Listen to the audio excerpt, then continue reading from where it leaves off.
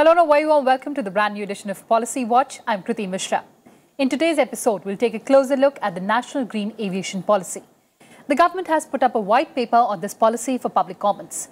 This white paper sets out a strategic framework to address the major environmental challenges of the aviation industry. It comprehends the key environmental issues and emphasizes the government's approach towards environment protection.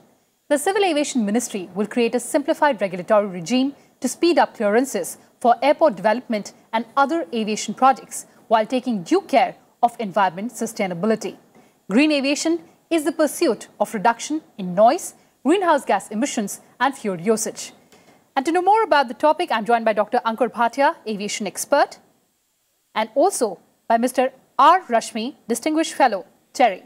Dr. Bhatia, let me come to you first. Aviation is one of the fastest growing sources of greenhouse gas emission and accounting for nearly 2% of emissions. Talking about India specifically, India is expected to be the third largest air passenger market very soon. Looking at this robust growth, how important is this green aviation policy for our country? I think it is very, very important, specifically for the fact that the industry is in its nascent stage in India and it's getting developed. There is a requirement for various new airports to come in. There's a requirement of new planes to come in. But the good part about it is that whatever greenfield development is happening right now, it's happening now. And with the strong focus of NGT and other green norms, the development is being done keeping in mind the environmental impact. The other good part about it is that the new planes, obviously because it's a new and a growing economy, we'll have to have new planes. And all the new planes which are coming in are definitely much more fuel efficient and noise compliant with the global norms related to green aviation. I'd also like to add that the focus now with the major airports being in the center of cities, specifically with Delhi and Bombay, I think these two cities will have this challenge in the future because there are a lot of NGOs and all who are actually already pegging the fact that there should be a night curfew, there should be a different pattern for the planes to leave and arrive from the airport. I think this is something which will get ironed.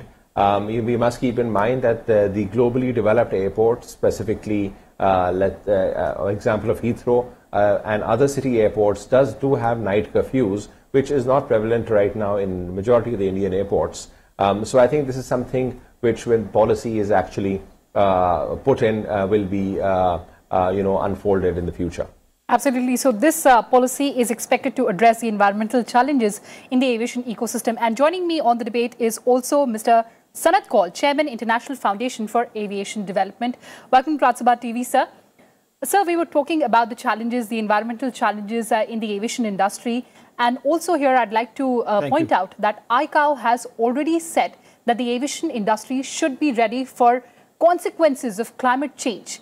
Now, looking at that, how important is it for us to have a policy and also use policy tools and clean technology to ensure that our carbon emissions are reduced? Actually, this should be taken for aviation. The issue of environment should be taken at two levels. One is at the ground level and one is at the atmospheric level, where upper atmosphere and stratosphere comes in.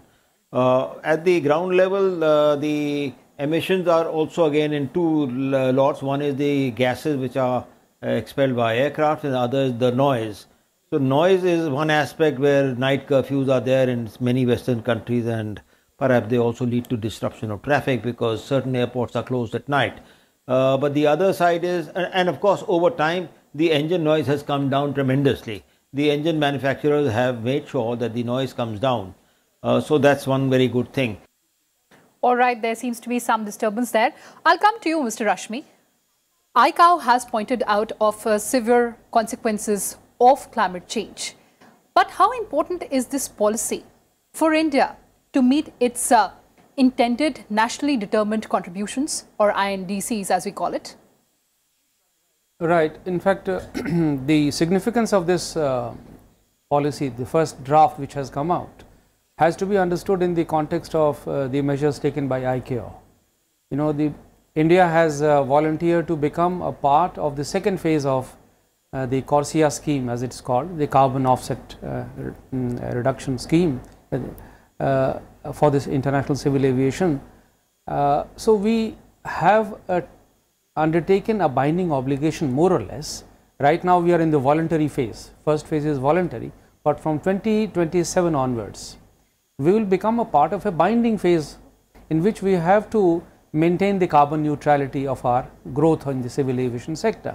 And so it's good that the ministry has come out with a white paper now to prepare itself, for the future work that we will have to do in the next 5 to 6 years, and build the required infrastructure, the systems, so that we can maintain this carbon neutrality. Now, how do we do that? As Mr. Kaul was pointing out, the action has to be actually taken at 3 levels, not 2, because first is the airports. Airports are large consumers of energy. Aircrafts, how they fly, they use fossil fuels. I mean, they use fuel, and that is the 95% of the total emissions of the civil aviation sector come out of the fuel consumption by the airplanes. And the systems, the management systems, the navigation system, the supporting services, and all that. So at all these 3 levels we will have to operate. And this green aviation, the policy which has been put out, in fact there are 10 or 12 different areas which they try to target. The noise is one of them, but most important is the energy efficiency. The energy which the airports consume in both ground handling and the support services, the buildings itself, the large infrastructures, and the way the aircraft operations take place. So we have to optimize the energy consumption, maybe effect a fuel switch, and see that we reduce the carbon emissions. So when we finally get into the CORSIA scheme and under the binding obligations of ICAO, we should be prepared to reduce our emissions in a manner that we help the economy as well as the environment. Absolutely. So action has to be taken on 3 levels. I'll take the next question to Dr. Bhatia. Dr. Bhatia, India has already joined the elite group of nations to operate a flight on alternative fuel. Last year in the national capital, a flight that was partially powered by biofuel landed in the national capital from Dehradun. But tell me, are flights ready to be operated to take off on alternative fuels? Well, there is definitively a lot of work which is happening on this regard, on alternate fuel, and the commercial viability of this is yet to be established. The viability of this to happen is just to establish, but there is definitive work on that. I think what I'm going to more point out in this regard is one of the things which obviously has got missed right now is the efficiencies of the airports as such. If you see, there's when aircrafts actually come to the metro airport, specifically Delhi and Bombay, on a lot of occasions, specifically in Bombay, there is a lot of time when the aircraft's actually holding up. Now, when an aircraft actually is held up for even 1 minute, the kind of emissions what it is actually giving out, and that on top of cities, because a lot of holding patterns are sometimes also located on top of polluted or on populated areas. So, I think that is something else which needs to be looked into, because obviously if you're signing that and you're getting into this binding agreement in the next 7 to 8 years, you need to ensure that there is an efficiency and there is an ample amount of infrastructure available for the growth which is upcoming.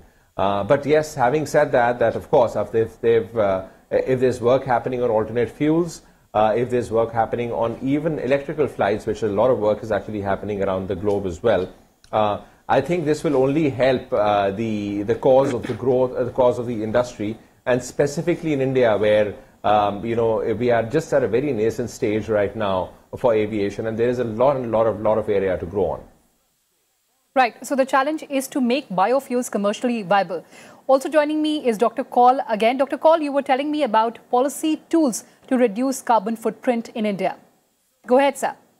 Well, see, one of the things is what was mentioned, biofuels. Now, biofuels have to be sustainable.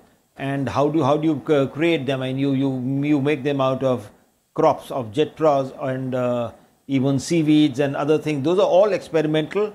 one flight has taken off between Delhi and Dehradun, but that's just a demonstration flight. It has no economic meaning, it has no sustainability. Many countries are trying it out, and it might happen soon that we might be able to mix fuel, normal petroleum fuel, with these chemical fuels, not chemical fuels, these agricultural products which produce fuels, which are known as biofuels. So I hope this happens, but this is actually linked up with a whole lot of research going on around the world. What India can do to improve its lot is either to look into the We've lost the connection yet again, and I'll take that to Dr. Rashmi. Sir, you were telling me about biofuels and also about making them commercially viable. What do we need to do to make them commercially viable in the aviation sector? In fact, as part of the sustainable or green policy for civil aviation sector, biofuel is the only choice at the moment, but it's technologically not affordable, and it's not in fact it's not a viable technology at the moment, because we can't produce the required quantity. But certainly we can take a baby step in that direction. We can invest in the R&D, research and development for this technology. The biofuels can be generated from biomass, or sugarcane is one of the possible sources. In other countries around the world, it has been done with maize. So there are different kinds of crops which can be, but of course we have to balance the food security issues. Exactly. So it is not so easy. So development of technology in the biofuel sector is very important. Fortunately, our government has also come out with a biofuel policy. Exactly. So right. they are trying to figure out what is the most feasible, most viable method of encouraging this technology. So hopefully, if that succeeds, that will feed into the green aviation policy and help the airplanes use or make a required fuel switch. But even in the best scenarios, we cannot use more than 10 to 20% of the total fuel with the use of biofuel. We cannot go beyond that. In fact, one of the targeted aims is to bring down our imported fuel by only 10% by 2022. So obviously, this kind of fuel switch is not beyond the range of 20%. So the 80% will still be fossil fuel. So there is a limit to which actually we can effect the fuel switch. We have to understand that, and that will depend on the international collaboration, the kind of international movement which takes place. So we have to be a part of a global coalition for that. In the short term, I think we need to focus on the other areas, and airports, the infrastructure around the airports, which are very large energy guzzlers. We have to make them energy efficient, and there are ways of doing that.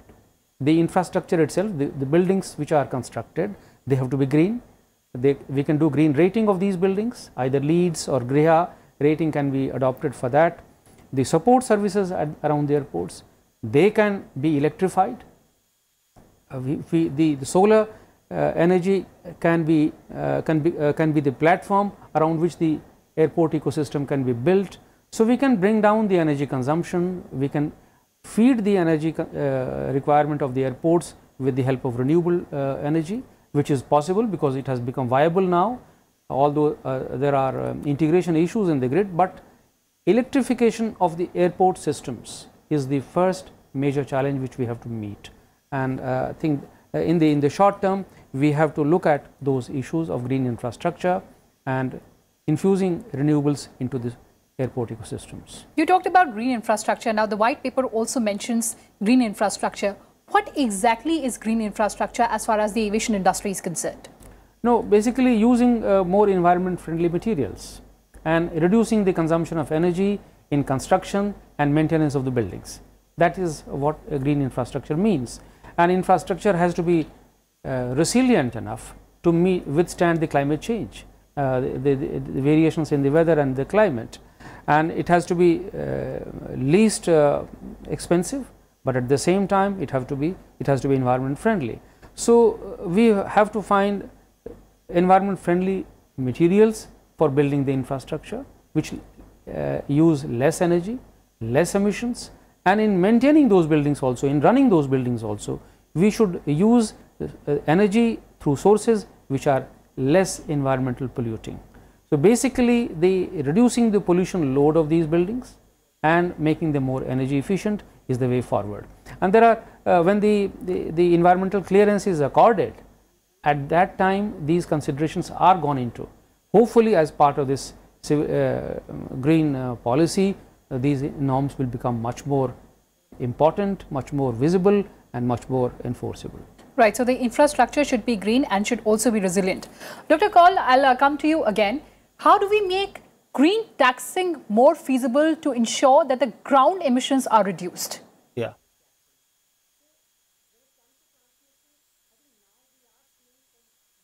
Yeah, see, this is the main issue, that what is the percentage of ground emissions compared to the total emissions given out by aviation. Now, that's not very clear, but green emissions are somewhat, the infrastructure for the ground-based emissions are somewhat in our control. As far as biofuels are concerned, it's a very major research issue, and it may not be possible to do it. Now, green infrastructure can be done for everything. There is a way of calculating how much emissions are given out. Yes, sir. The connection is lost again. Dr. Bhatia, I'll come to you now. Dr. Kaul was also talking about making green taxing more feasible. What is your take on that? It is definitely under the control of actually developing green terminals, green airports. The new developments can, because obviously the aviation enclaves or the airports have a lot of area which can be used for solar panels. So, you know, you could generate a lot of that. But then, you know, one of the things which, you know, from an industry or a travel point of view, what people do is that they contribute to, I mean, there are various companies in the world, and our company also does that and offers that service to the travelers, is that there is a possibility that the green, the carbon emissions are actually calculated for every journey which an individual traveler undertakes.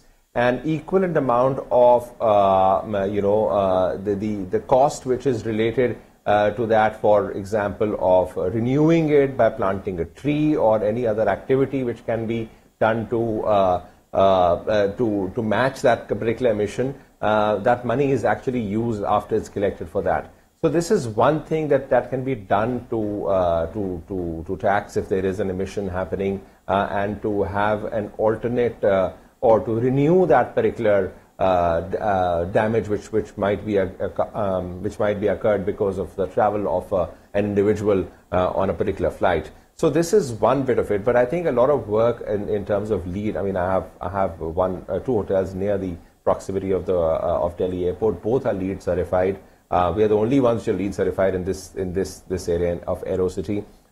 And it is not difficult. It just takes a little bit more effort. It just takes a little bit more, you know, it's a bit more expensive, but on a long term actually pays you back to ensure that whatever infrastructure is being developed is keeping the environment in mind, ensuring that there is ample amount of, you know, I mean, at the end of the day, if you don't give it back to the environment, I mean, you know, the sustainability of those projects is despite of policies or no policies, but this is an effort which an individual, an airport developer, or any other infrastructure developer should keep in mind while putting a new infrastructure in.